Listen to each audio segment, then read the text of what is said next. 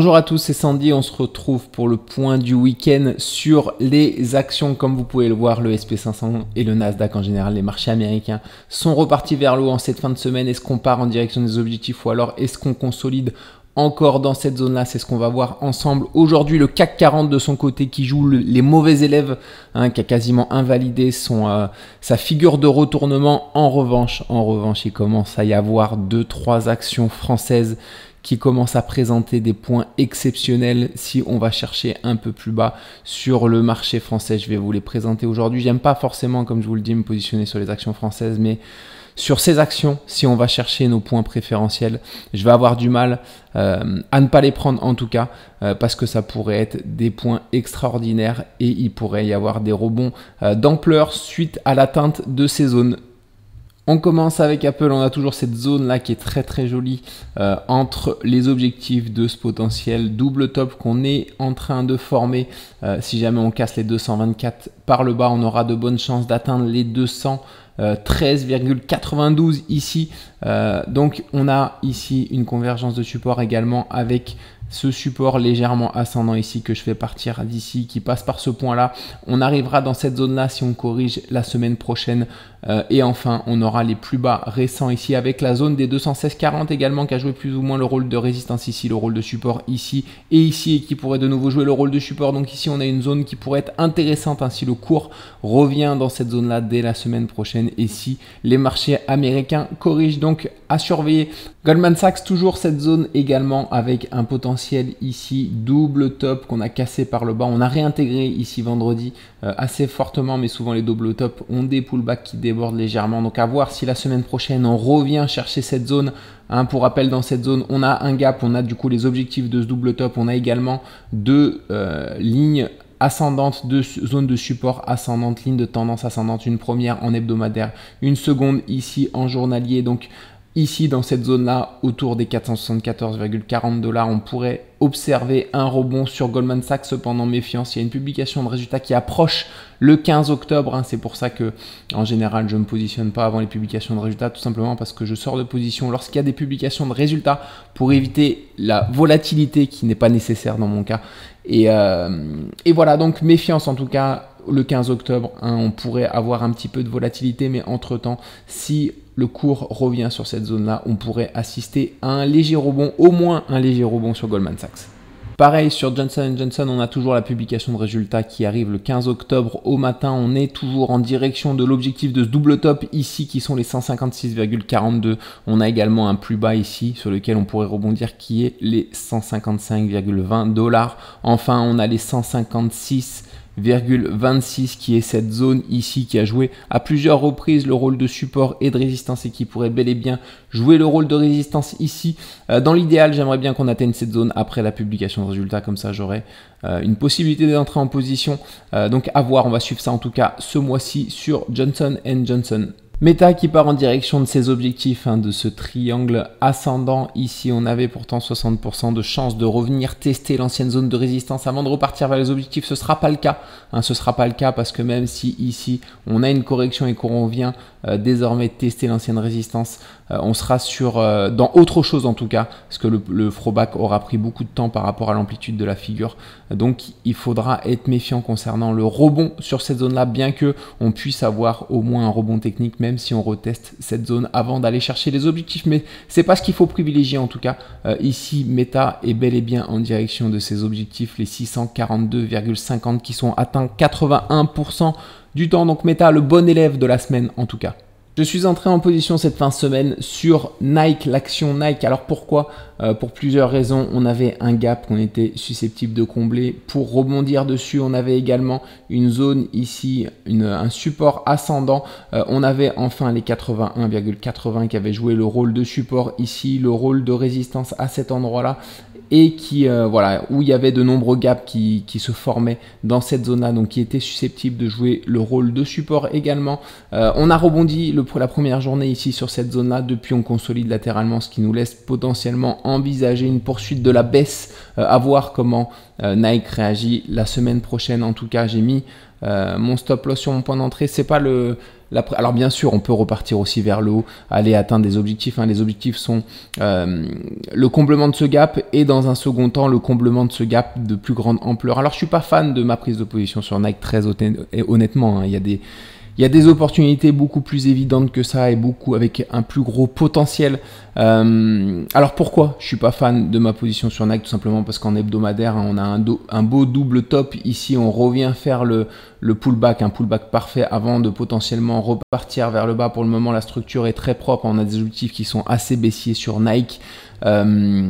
Cependant, ces objectifs sont atteints 40% du temps seulement. C'est pour ça que je me suis laissé tenter pour un rebond technique potentiel et pour potentiellement également la fin d'une baisse. Mais voilà, il y a des opportunités en tout cas qui sont plus intéressantes simplement parce que comme on peut le voir ici, Nike est sur une tendance très baissière.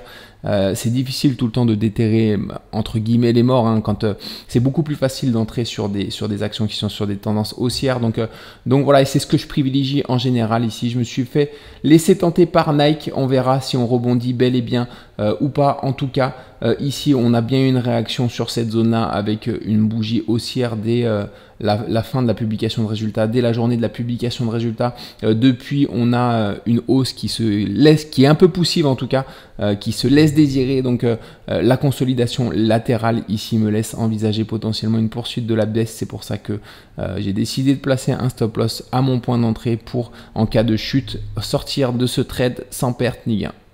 Tesla, on a rebondi quasiment sur la zone que j'avais identifiée. Alors, j'avais pas mis d'ordre sur Tesla tout simplement pour toujours les mêmes raisons. On a une publication de résultats qui arrive et je n'entre pas en position quand on approche des publications de résultats. Je préfère entrer en position juste après celle-ci. Alors ici, on a une convergence de support. On a les 237 qui sont les objectifs de la petite figure 1 heure, il me semble. Voilà, on a une belle zone de support au 251,20 qu'on a franchi à la baisse. Les objectifs sont les 237,20. Cependant, on les a pas tout à fait atteints. On a rebondi assez fortement depuis sur la journée de vendredi. Alors, est-ce qu'on va atteindre cette zone? Pas sûr, sachant qu'on a légèrement en dessous les 233,60 $ qui sont également une zone qui a joué le rôle de support ici et de résistance à 2 reprises, donc qui pourrait de nouveau jouer le rôle de support. On a également cette ligne de support ascendante sur laquelle Tesla pourrait rebondir si jamais elle corrige de nouveau la semaine prochaine. Donc ici, on a quand même une belle zone qu'on n'a pas encore tout à fait atteinte, mais sur laquelle on pourrait rebondir sur Tesla, sachant que, voilà, pour rappel, en journalier, quand on élargit un petit peu, on est sur un scénario d'épaule-tête, épaule inversée, donc on a de bonnes chances de franchir les 263,50 par le haut pour partir sur un mouvement haussier sur Tesla, sachant que en hebdomadaire, on a également franchi à la hausse une grande figure à un élargissement descendant avec une zone de résistance ici, une zone de support ici. On est également susceptible dans la grande figure d'effectuer un throwback pour revenir sur l'ancienne zone de résistance, mais c'est pas ce que nous indique la figure journalière d'épaule tête épaule inversée. Cependant, méfiance, parce qu'il faut toujours privilégier la grande figure. Ici, c'est l'élargissement, donc 50% de chance d'effectuer un throwback. On va voir si on effectue bel et bien ce throwback ou alors si on va chercher directement les objectifs de l'épaule tête épaule inversée et si on franchit les 263,50 $ qui sont la résistance majeure actuellement sur laquelle on a buté récemment à plusieurs reprises. À voir si on franchit bel et bien cette zone dans les prochains jours, les prochaines semaines. Uber, j'avais placé un ordre sur cette zone-là. On est venu rebondir juste au-dessus. J'ai pas été déclenché du coup.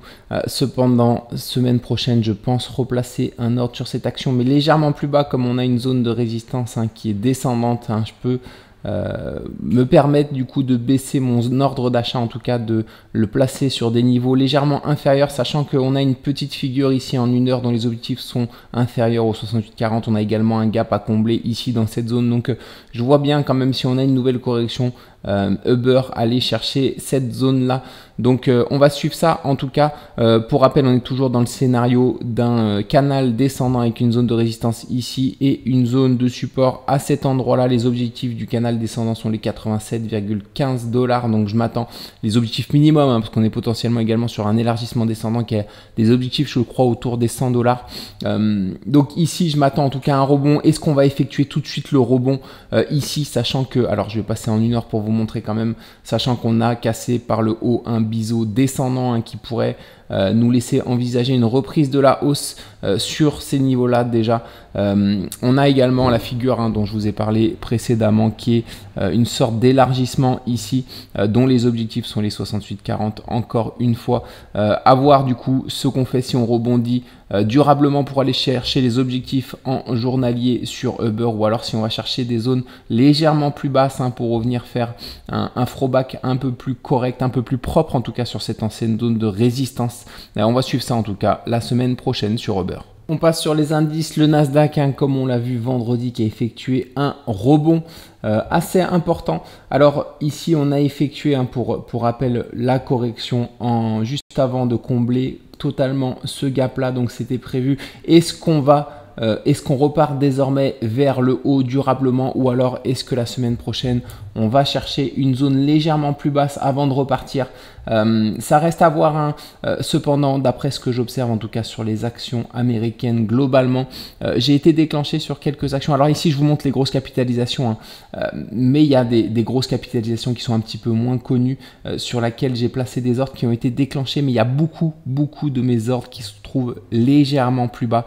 Donc personnellement, en tout cas il y a de très belles zones légèrement plus bas, donc personnellement ça ne m'étonnerait pas semaine prochaine qu'on ait une séance un petit peu de panique pour une correction, pour venir chercher tous ces ordres avant de repartir vers le haut. Bien sûr, si on repart vers le haut, c'est une bonne nouvelle directement, parce qu'après cette correction ici, il y a quand même eu pas mal d'actions qui ont proposé des points intéressants, mais encore une fois, ça m'étonnerait pas, au vu de ce que je vois globalement sur les actions américaines, ça m'étonnerait pas qu'on aille chercher un niveau légèrement plus bas, notamment lundi à l'ouverture, si jamais il y a des mauvaises nouvelles ce week-end. Je ne sais pas exactement ce qui peut se passer, mais on peut avoir peut-être une journée de panique la semaine prochaine pour venir chercher ces ordres avant de repartir vers le haut. Donc à voir, est-ce qu'on revient faire chercher des ordres un petit peu plus bas et faire effectuer une correction sur les indices américains avant de repartir vers le haut, ou alors est-ce qu'on part d'ores et déjà directement vers le haut en direction des objectifs qui sont largement plus élevés. Sur le Nasdaq, on pourrait partir sur un mouvement, pour rappel, haussier au moins jusqu'à Noël sur les indices américains. Pareil pour le SP500, est-ce qu'on repart directement en direction des objectifs qui devraient être atteints avant Noël après cette belle séance de vendredi, une belle bougie verte haussière, ou alors est-ce qu'on vient effectuer une petite correction qui vient chercher des zones légèrement inférieures dans cette zone-là avant de repartir vers le haut? Alors ce qu'il faut privilégier, c'est un départ imminent en tout cas vers le haut, sachant que ici on a fait un throwback qui dure un petit peu, qui était très propre, très joli, mais qui commence à durer. Donc ici il faut qu'on se sorte de cette situation pour repartir vers le haut. Alors encore une fois, si jamais on a une panique baissière la semaine prochaine, on peut venir chercher juste très temporairement en tout cas une zone légèrement plus basse avant de repartir vers le haut. Si on vient chercher une zone plus basse, c'est ce à quoi je m'attends, c'est seulement une mèche qui vient chercher cette zone là avant de repartir vers le haut. On va voir ce qui va se passer semaine prochaine. Est-ce qu'on va avoir ce vent de panique du coup qui va nous laisser venir chercher des zones inférieures sur les indices, ou alors est-ce qu'on part directement vers le haut, vers ce mouvement haussier qu'on attend avant Noël? Ça reste à voir, on va suivre ça en tout cas les prochaines semaines ensemble. On passe sur l'argent silver, on est en direction des 34,3, on n'en est pas loin, on a fait une belle séance avec pas mal de volatilité vendredi ici en direction des objectifs. Alors est-ce qu'on continue ici notre hausse pour aller atteindre bel et bien cette zone, ou alors est-ce qu'on effectue la correction pour aller chercher une zone plus basse que j'ai identifiée ici, les 28,83 qui sont une ancienne résistance et support, une zone de support également à plusieurs endroits. On a également les objectifs du double top ici. Si on repart directement vers le bas et qu'on franchit à la baisse les 30,89, on pourrait atteindre cette zone là. Du coup on a également un support ascendant à cet endroit là qui converge ici. Donc on a une belle zone ici si jamais on était amené à corriger. Encore une fois, c'est pas forcément ce qui est à privilégier. Moi j'aimerais bien en tout cas qu'on reteste ici, parce que je pourrais placer un ordre qui me laisse envisager un potentiel de hausse assez intéressant sur l'argent silver. Cependant, d'après moi, on n'aura pas trop de mal, d'après moi en tout cas, la semaine prochaine, à part événement exceptionnel, on n'aura pas trop de mal à aller chercher les 34 $ sur l'argent et à atteindre ses objectifs. Après, une fois qu'on sera aux 34 $, il faudra rester méfiant, parce que ce sont les objectifs en hebdomadaire de l'épaule tête, épaule inversée ici. Donc on pourrait avoir une légère accalmie en tout cas sur l'argent silver une fois qu'on aura atteint cette zone là. On passe aux actions françaises et on commence avec Air Liquide. Alors comme je disais mercredi, Air Liquide, on avait effectué un throwback assez violent et un peu trop rapide à mon goût. On avait une belle zone ici, l'ancienne résistance des 171 €, ainsi qu'un gap sur lequel on était susceptible de rebondir pour partir en direction des objectifs des 183,20 €, qui sont les objectifs de cette grande configuration, cette grande figure. J'avais dit mercredi que j'allais voir ce qui se passait ici, s'il y avait quelque chose d'intéressant. Je verrai éventuellement pour rentrer en position. Il s'est passé rien d'intéressant, hein. Rien d'intéressant, on a fait le throwback un peu violent.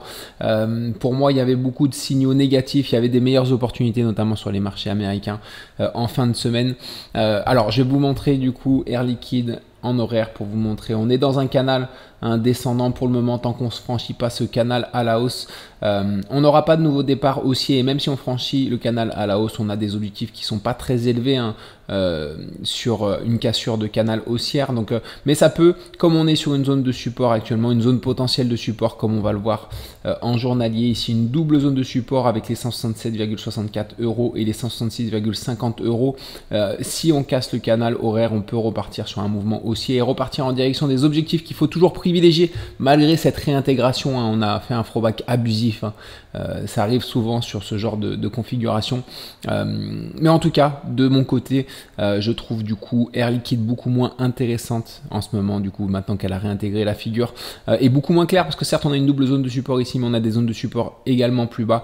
Donc, rien n'indique ici qu'on va rebondir durablement pour partir en direction des objectifs. Et comme on va le voir un petit peu plus loin, le CAC 40 donne des signaux également d'affaiblissement, bien qu'on soit également potentiellement sur des zones de support sur le CAC 40.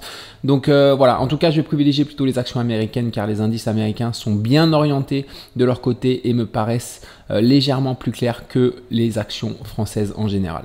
Airbus de son côté qui a validé la cassure de la figure qu'on avait vue ensemble, une belle épaule, tête, épaule dont les objectifs sont 113,50 €. On a également les 112,40 € qui en hebdomadaire est une zone ici, comme vous pouvez le voir, une zone qui a joué le rôle de support ici, de résistance à plusieurs reprises ici, de support ici, qui pourrait jouer le rôle de support de nouveau à cet endroit-là.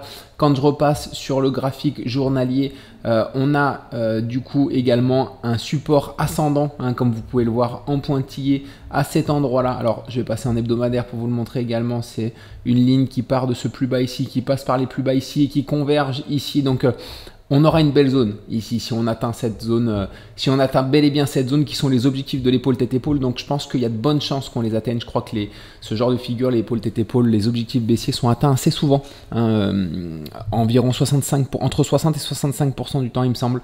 C'est l'une des figures qui a les objectifs baissiers validés le plus souvent. Donc ça reste intéressant et c'est ce qu'il faut privilégier, cette zone sur Airbus du coup, sachant qu'on est susceptible d'être poussé vers cette zone lors de la publication de résultats. Il y a souvent beaucoup de volatilité à ce moment-là. Donc à moins qu'il y ait un effondrement encore du CAC 40 ces prochains jours, ces prochaines semaines pour arriver rapidement ici. Mais je pense que la publication de résultats va surtout aider le 30 octobre pour arriver peut-être sur cette zone si elle est mal reçue par les intervenants. Et si on arrive sur cette zone ici, il y aura potentiellement une très très belle opportunité sur Airbus, comme vous pouvez le voir avec cette multitude de supports quasiment hebdomadaires. Donc on pourrait avoir un rebond d'ampleur en tout cas qui s'initie dans cette zone là. Donc on va suivre ça attentivement ce mois-ci jusqu'à la fin du mois et la publication de résultats.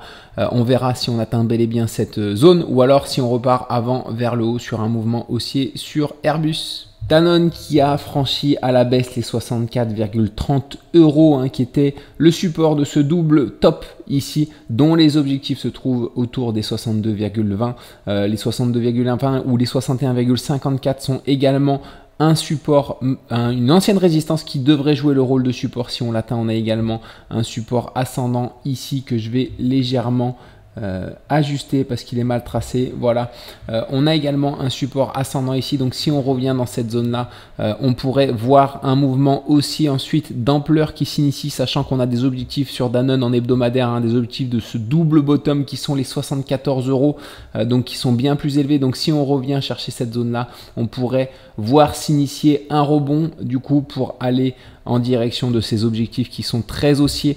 Alors quand je repasse en journalier, on est également potentiellement dans ce scénario de canal descendant. Donc on voit qu'on a bien, si je duplique du coup la résistance et que je la place sur ce point là, on est parfaitement sur le support ici. Est-ce qu'on va rebondir pour repartir vers la résistance du canal, ou alors si on va valider, est-ce qu'on va valider ce double bottom et qu'on va repartir vers le bas, chercher cette zone là. En tout cas, si on atteint cette zone là entre les 61,5 et les 62,20, il y aura d'après moi une belle opportunité pour une prise de position en vue d'un futur mouvement haussier sur Danone. Donc on va surveiller ça ensemble. Capgemini, pour rappel, on a cassé par le haut ce canal descendant avec la zone de résistance ici et la zone de support à cet endroit-là. On est peut-être également dans un élargissement descendant. Alors les objectifs de cette figure sont les 214,4. On a cassé par le haut. On revient sur la résistance sur laquelle on devrait désormais rebondir, sachant qu'on a une résistance ici qu'on est en train de retester. On a également un support, une ancienne résistance donc qui devrait jouer le rôle de support. On a également un autre support à cet endroit-là que je fais débuter d'ici, que je fais passer par là et qui passe également dans cette zone. On peut également voir un support, en tout cas une ancienne résistance qui joue désormais depuis peu le rôle de support ici à cet endroit-là sur lequel on est en train de rebondir. Donc on a 3 zones potentielles de support. Donc on peut potentiellement rebondir dans cet endroit-là, à ce niveau-là. Alors pourquoi j'entre pas en position malgré le fait qu'on ait de fortes chances de rebondir ici? Tout simplement parce qu'en 1 heure, on a formé une très belle figure. C'est cette figure-là, cet élargissement ascendant angle droit avec une zone de résistance ici, une zone de support ici. Elle est très belle sur la dernière du coup chute pour rejoindre le support. On a même effectué un biseau, on est sorti de ce biseau là, donc on est susceptible d'effectuer un petit rebond à cet endroit là. En tout cas, c'est pas ce que je privilégie. Pourquoi? Parce qu'on a 70% de chance de casser par le bas cette configuration ici. Alors les objectifs de la cassure par le bas de cette configuration sont les 181,4 euros et les objectifs secondaires. Alors ces premiers objectifs sont atteints 90% du temps, les seconds objectifs sont atteints 41% du temps, en tout cas autour de 40% du temps, les 175,30. Donc c'est pas ceux à privilégier d'objectifs, c'est ceci, sachant qu'on a d'autres zones entre temps. Alors ici, pour revenir sur ce biseau descendant, on peut avoir un rebond ici, mais d'après moi on n'aura pas de hausse plus grande que potentiellement une épaule, tête, épaule, parce que pour rappel, on a 7 chances sur 10 de casser cette configuration par le bas. Donc c'est ce qu'il faut privilégier, bien qu'on soit sur une zone qui converge, qui est beaucoup de support à cet endroit-là et qu'on ait de bonnes chances quand même de rebondir. Cette configuration ici nous indique le contraire. Donc il faut se positionner toujours du côté des statistiques, sachant que quand je vais repasser en daily, parce qu'on fait du daily, de l'hebdomadaire daily, on fait pas de l'horaire, mais des fois on se sert de l'horaire pour voir ce qui se passe, mais du coup quand je retourne sur le graphique daily, on a vu que les objectifs principaux qui étaient atteints dans 90% des cas de cette configuration là que j'entoure ici sont les 181,40. On a également un gap qu'on peut combler, qu'on peut venir combler pour rebondir ici. On a également une zone de support qui a joué le rôle de support ici, puis ici, et on formerait en tout cas, si on arrive dans cette zone, une potentielle future épaule, tête, épaule de retournement haussier. Et dans ce cas-là, on aurait des objectifs clairs. On aurait déjà les 214,4 qui seraient toujours d'actualité, mais malgré le fait qu'on ait débordé sur le throwback, mais on aurait surtout cette épaule, tête, épaule inversée, dont les objectifs seraient légèrement plus haussiers. Donc à voir si on revient dans cette zone-là, si je place potentiellement un ordre, mais ça peut être vraiment une belle zone ici, vraiment une zone très intéressante. Donc à voir cette semaine, à voir comment on réagit ici, à voir si on rebondit ou alors si on casse comme prévu par le bas cette figure. Dans tous les cas, les sorties haussières, pour rappel de cette grande figure, on a vu que les sorties baissières c'était dans 70% du cas, dans 6% des cas on a des dérives latérales et dans 24% des cas seulement on a une sortie haussière de cette configuration. Donc je m'attends quand même à une cassure du support pour revenir légèrement plus bas. C'est pour ça que je privilégie plutôt cette zone ici. On aura une autre zone légèrement plus basse avec une zone de support hebdomadaire ici, mais en tout cas c'est celle-ci que je privilégie parce que les objectifs sont atteints des 180,40 euros dans 90% des cas. Donc il faut privilégier, et surtout on aurait un scénario très haussier ensuite si on rebondit sur cette belle zone de support à cet endroit là. Donc je vais quand même suivre attentivement Capgemini parce qu'on pourrait potentiellement avoir une très belle opportunité qui arrive dans les prochains jours, éminemment. Alors Bouygues, pour moi, c'est la meilleure opportunité en ce moment sur le marché français. Je l'ai vu apparaître, alors je la suis depuis un petit moment, J'y croyais moyennement à ce point-là, mais comme vous le voyez, on a fait un gap baissier. On se dirige tout droit vers les 27,45 qui est une zone incroyable sur Bouygues. Alors une zone incroyable, pourquoi? Parce qu'on a une convergence de support, on a plusieurs supports, mais sur une échelle de temps hebdomadaire. Hein. J'en parlais avec Nico cette semaine de Bouygues, il m'en parlait. Alors je suis allé la regarder de nouveau et c'est vrai qu'on a vraiment un niveau très très intéressant avec un premier support ici ascendant hein, qui part de mars 2020, qui passe par ici et qui arrive sur cette zone. On a également cette zone là des... Alors, il me semble que c'est environ les 27,56 hein, qui a joué le rôle de résistance ici de cette épaule-tête-épaule inversée qui a enclenché un retournement haussier d'ampleur sur cette action. Du coup, cette ancienne zone de résistance a joué le rôle de support. Ensuite, ici, il pourrait jouer le rôle de support également. Ici, quand je passe en journalier, on a enfin le double top ici qu'on peut voir, dont les objectifs se trouvent dans cette zone-là également. Donc ici, on a vraiment une zone très restreinte hein, sur laquelle on pourrait observer un rebond à très court terme en tout cas sur Bouygues, donc je vais la suivre très attentivement. Sinon, on avait également en hebdomadaire ce grand canal, hein, vous le voyez avec la zone de support ici, la zone de résistance ici. On l'a cassé par le bas, les objectifs sont légèrement plus hauts. On est sur les objectifs en ce moment, donc est-ce qu'on rebondit tout de suite ou est-ce qu'on va chercher légèrement plus bas?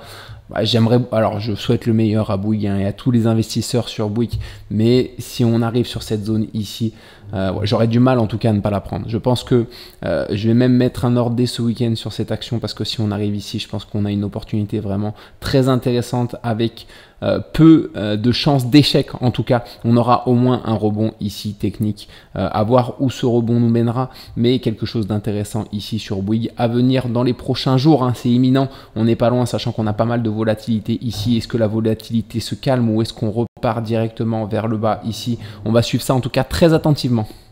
FDJ, on avait vu ensemble mercredi ce point là hein, qui est à la fois l'objectif de ce double top ici qui est également une ancienne zone de résistance qui a joué le rôle de support ici, de résistance ici les 36,10 hein, de résistance ici et qui aurait pu jouer le rôle de support ici. On a également ce support ascendant qu'on fait débuter ici et qui passe par là, qui rejoint cette zone là, qui était susceptible de rejoindre cette zone là. Alors de mon côté, j'étais prêt à patienter après la publication de résultats. En tout cas, j'espérais secrètement qu'on arrive sur cette zone après la publication de résultats, pour deux raisons, hein, parce que le support aurait été beaucoup plus proche du coup de cette zone et en plus, comme je vous le dis hein, très souvent, je rentre en position souvent après les publications de résultats et pas juste avant, parce que ça amène beaucoup de volatilité dont je n'ai pas besoin.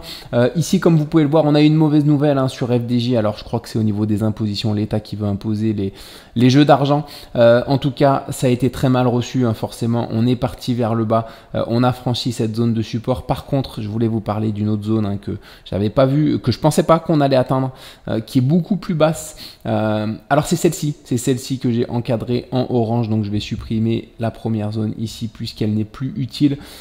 Cette zone là est très très intéressante. Alors comme vous pouvez le voir, on a dans un premier temps un gap ici, on avait eu un îlot de renversement qui avait très bien joué son rôle hein, qui était pas... Après on était parti fortement vers le haut.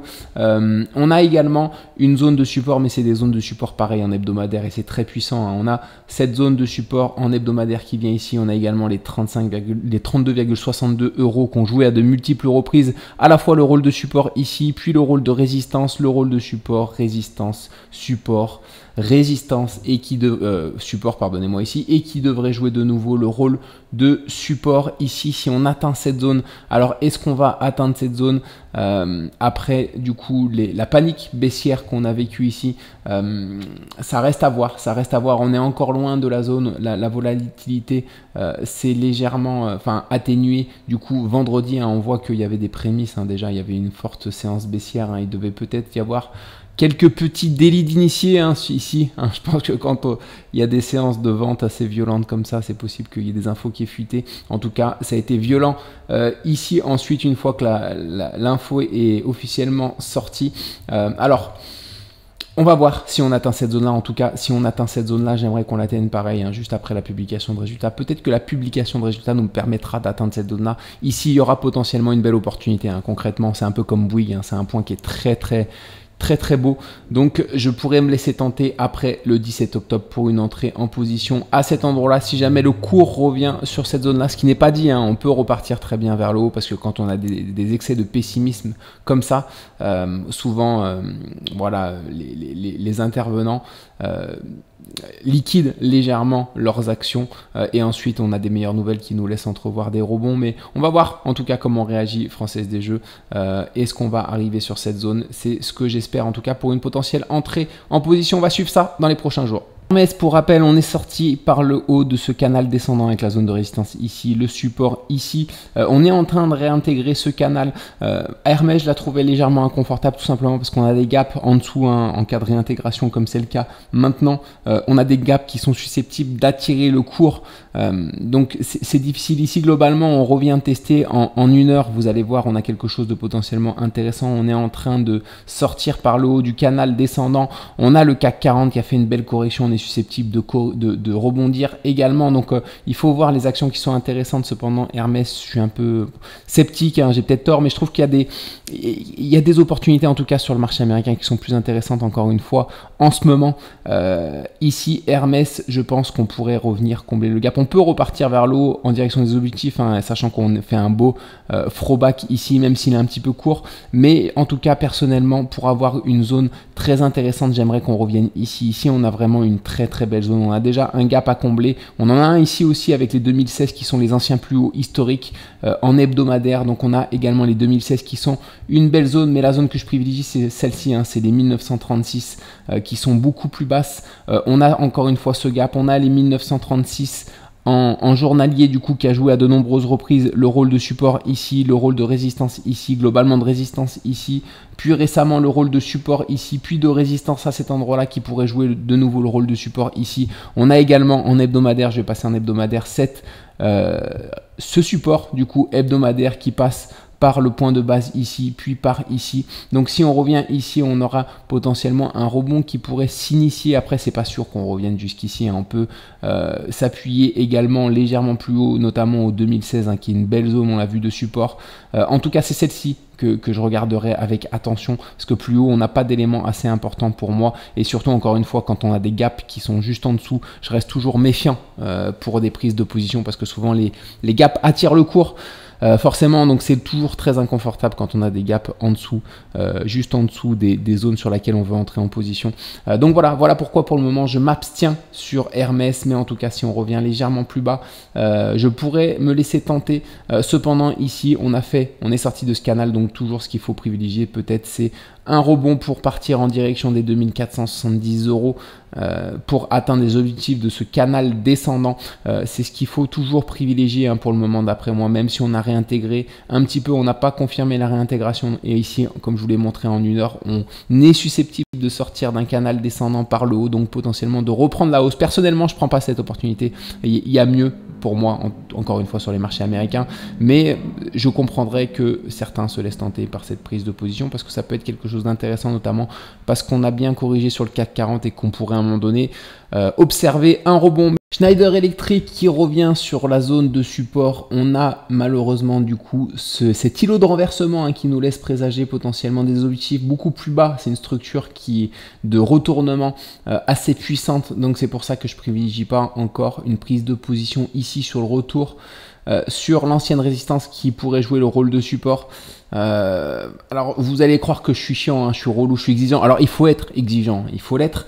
Cependant là, globalement sur les marchés français, il y a un loup sur toutes les actions sur lesquelles on revient sur des zones que j'avais identifiées. Il y a soit un truc qui tourne pas, soit un gap légèrement plus bas, soit, et à la fois on a vraiment des très très belles zones très intéressantes, toutes sur beaucoup d'actions françaises, légèrement plus bas, à 5-10% plus bas. Donc voilà, je suis un petit peu sceptique sur le marché français, sur tout ce qui se passe sur le marché français. Normalement on a des choses beaucoup plus propres que ça. Là c'est pas le cas en ce moment, c'est pas le cas. Alors peut-être qu'on va avoir le rebond, qu'on va partir en direction des objectifs sur toutes les actions sur lesquelles je vous parle, mais en tout cas il y a toujours quelque chose, quelque chose d'inconfortable, hein, sur les zones quand on revient sur de belles zones. Alors ici Schneider Electric, c'est cet îlot de renversement qui a des objectifs beaucoup plus bas. Précédemment on a vu Hermès, il y avait des gaps en dessous des potentielles prises de position qui sont inconfortables. Il y a beaucoup de choses qui sont inconfortables en ce moment sur les marchés français. Donc je sais pas trop ce que ça laisse présager. Alors je dis pas qu'on va avoir un effondrement monumental, hein, je le souhaite pas du tout, hein. Mais en tout cas, il y a toujours un hic en ce moment qui nous laisse perplexe sur des prises de position, alors que sur les marchés américains, les actions sont beaucoup plus propres en ce moment, du moins, hein. Je ne suis pas en train d'encenser le marché américain. Certes, il a des meilleures performances, mais parfois les actions françaises, hein, ont des beaux points d'achat. En ce moment, ici, on avait un beau point d'achat sur Schneider qui a invalidé à cause de cet îlot là qui est très inconfortable. Donc on va voir si on rebondit quand même bel et bien. Alors je vais passer en 1 heure pour voir ce qu'elle fait quand même. Voilà, on fait un beau biseau également descendant qu'on vient de casser violemment par le haut. Donc on a quand même un beau signal de reprise haussière sur Schneider, mais encore une fois, ce serait aller contre mes convictions que de rentrer ici sur cette zone, sachant qu'on a encore une fois cette bougie ici qui nous laisse envisager des objectifs qui sont beaucoup plus bas. Donc peut-être encore une fois que je fais des erreurs de partout, hein, qu'en ce moment on est sur des zones de rebond, et c'est peut-être le cas, hein, parce qu'à un moment donné on a beaucoup corrigé sur le CAC 40, donc on doit avoir des rebonds sur des actions, hein. Donc c'est possible que ce soit le cas sur plusieurs d'entre elles, sur plusieurs de celles dont je vous ai parlé précédemment, mais en tout cas ce que je privilégie moi, c'est les zones qu'on a vues légèrement plus basses sur certaines actions françaises qui sont très intéressantes, et les zones actuelles, en tout cas comme je vous le disais, me laissent toujours un petit peu perplexe pour différentes raisons en ce moment sur le marché français. Donc je vais m'abstenir également ici sur Schneider Electric, malgré le fait qu'on ait quelque chose quand même qui soit intéressant et qu'on revienne sur une belle zone de support. Total Energy, on a rempli les objectifs de l'îlot de renversement ici, donc qu'on avait vu ensemble, là, les objectifs étaient les 62,36 €, ils sont atteints. Alors depuis, on a confirmé du coup la cassure haussière de ce canal descendant avec la zone de résistance ici, la zone de support à cet endroit-là. On est cependant sur une belle zone de résistance sur Total Energy, qu'on est en train de tester, hein, une zone de résistance qui pourrait être la zone de résistance d'un double bottom à cet endroit-là. Donc ici, c'est possible qu'on soit rejeté désormais sur cette zone-là dès la semaine prochaine pour revenir potentiellement sur des belles zones, comme vous pouvez le voir ici. Alors je vais faire un petit peu de place. On a un gap potentiellement à combler. On a un support hebdomadaire qui est ascendant ici, qui rejoint cette zone là, et on a l'ancienne résistance qui devrait jouer le rôle de support également. Donc dans cette zone là, hein, par ici, on devrait avoir potentiellement quelque chose d'intéressant pour une prise de position. Je vais m'intéresser en tout cas à Total Energy. Si on revient dans cette zone là dans les prochains jours, dans les prochaines semaines, on va suivre ça également ensemble. Le CAC 40 avec dividende réinvesti, le PX1GR du coup qui a réintégré l'épaule tête-épaule inversée qu'il avait validé. Donc comme on avait vu ici, on avait une ligne de coup qu'on avait cassé par le haut, on avait confirmé. Donc quand on a une confirmation de hausse, on s'attend à revenir rebondir ensuite sur l'ancienne résistance. Ça n'a pas été le cas, en tout cas c'est ce qu'il faut privilégier ensuite, c'est un rebond sur l'ancienne résistance. Ça reste des statistiques, hein, forcément ça n'arrive pas tout le temps. Ici on a réintégré, on a confirmé la réintégration, donc c'est un petit peu embêtant dans le sens où on avait réussi à franchir des résistances importantes, on les a recassées à la baisse et du coup elles se trouvent désormais de nouveau au-dessus de notre tête sur le CAC 40, donc elles vont être compliquées à franchir de nouveau par le haut. En plus on a franchi du coup par le bas un nouveau support ici que j'ai tracé, donc on voit qu'on est revenu le tester. Comment on va réagir sur cette zone ici la semaine prochaine? Est-ce qu'on est rejeté pour aller chercher un niveau plus bas? Le prochain niveau ce sera celui-là, hein. C'est un niveau, sachant que là ici on avait eu la sortie du gap qui se trouve à peu près sur ce même niveau, donc c'est un niveau de support qui est susceptible d'être important ici. Si jamais on est rejeté ici, si on réintègre comme je vous le disais, on a plusieurs zones de résistance maintenant au-dessus de notre tête. On a celle-ci, on a également celle-ci. Alors est-ce qu'on va partir sur une future épaule tête épaule mais différente, une épaule comme ça, une tête qui finalement a pris plus de temps que prévu et une seconde épaule qui devrait prendre également un petit peu de temps avec une ligne de coup que je tracerai du coup à cet endroit là. Voilà, ça reste à voir, ça reste à confirmer. Je vous avoue que pour le moment c'est difficile à identifier une éventuelle figure. Des fois on n'a pas de figure du tout, hein. Il faut juste faire avec les résistances et les supports. Je pense que c'est possible que ce soit le cas dans cette configuration maintenant qu'on a quelque chose d'un peu confus. Ici, on n'a pas quelque chose de clair, donc ce qu'il va falloir surveiller, c'est cette ancienne zone de support qu'on a cassée par le bas. Est-ce qu'on la réintègre tout de suite ou alors est-ce qu'on est rejeté dès le début de semaine prochaine pour aller chercher le niveau plus bas. Si jamais on la réintègre encore une fois, on est susceptible d'être rejeté dans ces zones-là, hein, parce qu'on a des belles zones de résistance. Je nous vois mal rebondir désormais et repartir directement vers le haut. Ça peut arriver, c'est pas ce que je privilégie. Donc on va voir comment on réagit ici encore une fois sur cet ancien support qui va jouer le rôle de résistance. Difficile de privilégier un scénario pour le moment. Je m'attends quand même à un petit rejet ici, sans aller chercher tout de suite cette zone ici, hein, mais peut-être en naviguant ici latéralement un petit moment en attendant de former potentiellement quelque chose d'un petit peu plus propre sur le CAC 40. Pour le moment, on est un petit peu dans le flou sur cet indice. Donc on va suivre ça en tout cas. Mercredi, je vous ferai un petit point pour voir si on y voit un petit peu plus clair sur le CAC 40, mais un petit peu déçu, hein, le fait d'avoir réintégré après être aussi bien sorti d'une figure, c'est toujours un petit peu décevant, d'autant plus que c'est pas ce qu'on privilégie à chaque fois. Alors certes, il y en a, Nico me disait que c'est peut-être un throwback abusif. Ici, c'est vraiment abusé comme throwback. Je pense que on peut considérer ça potentiellement comme un throwback abusif si on rebondit tout de suite et qu'on part vers les objectifs directement. Oui, mais en général sur ce genre de figure, sur les épaules tête, épaules inversées, on a rarement des throwbacks qui débordent autant. On a souvent des structures qui sont assez propres, donc c'est pour ça que ici cette réintégration du coup au sein de la figure est un petit peu décevante, parce que je m'attendais vraiment à un nouveau départ sur le marché français. Donc on va suivre ça en tout cas la semaine prochaine, à voir si on effectue quelque chose d'intéressant, peut-être une figure de retournement ici qui nous laisse envisager un nouveau départ, ou alors est-ce qu'on est rejeté sur l'ancien support qui joue désormais le rôle de résistance pour aller chercher des zones un petit peu plus basses. On suivra en tout cas tout ça mercredi ensemble.